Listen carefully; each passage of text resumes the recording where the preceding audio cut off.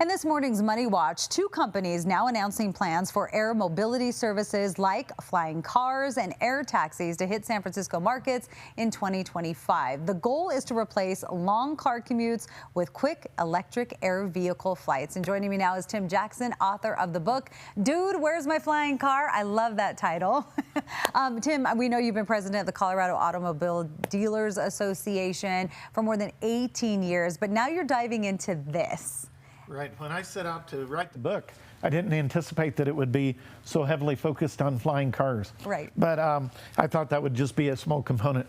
But over the past year, I've seen all of this activity, this action that you described, and 5 different locations around the world have contracted for services to start in 2025 or 2026. Which is not far away. It's not far away at all. Okay, so when people think of that, well, let me just say, when I think of that, I just think, that sounds scary. Are these vehicles safe? They will be safe. You know, the safest way to travel today, for all the talk about Boeing and Right. windows flying out and all that, there has not been an commercial aviation fatality in the United States since 2009.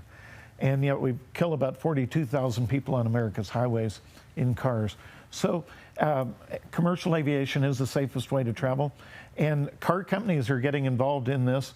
Car companies are investing, like Archer that you talked about in San Francisco.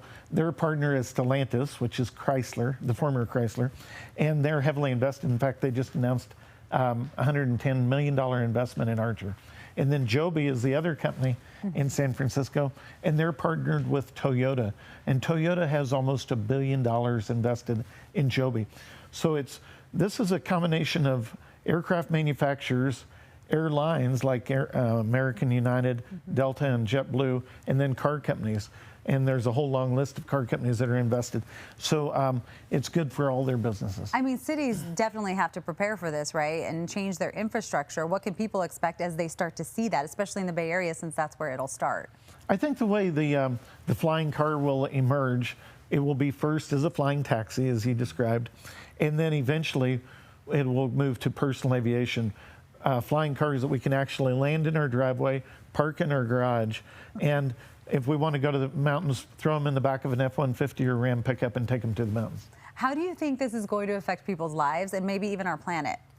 Well, on the planet, let's start with the planet. Okay. They're all battery electric, so there are 0 emissions.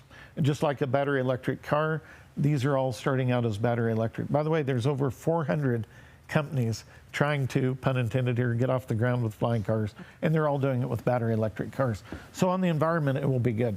For public acceptance and convenience, if you can replace a 45-minute drive to DIA, to Denver Airport, with a 9-minute aerial flight and land you right at the concourse instead of the terminal, it will be much more convenient. I think they'll be wildly popular. They're already building the factories to build the flying cars. Real quick before we go, expensive or not?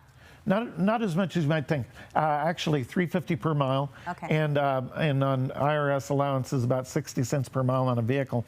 But they'll pack 4 people in each one of them. So instead of 4 different Ubers or Lyfts, you'll have one.